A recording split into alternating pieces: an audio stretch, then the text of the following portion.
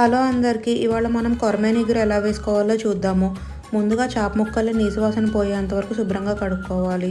ఇప్పుడు ఉప్పు, కారం, పసుపు, కొంచెం నూనె వేసుకొని మిక్స్ చేసుకొని పక్కన పెట్టుకోవాలి. ఇప్పుడు ఒక కడాయి తీసుకొని డీప్ ఫ్రైకి సరిపడా ఆయిల్ వేసుకొని చాప ముక్కలు వేసుకొని రెండు వైపులా దోరగా వేయించుకోవాలి. ఇలా గోల్డెన్ కలర్ వచ్చేంత వరకు ఫ్రై చేసుకుంటే సరిపోతుంది.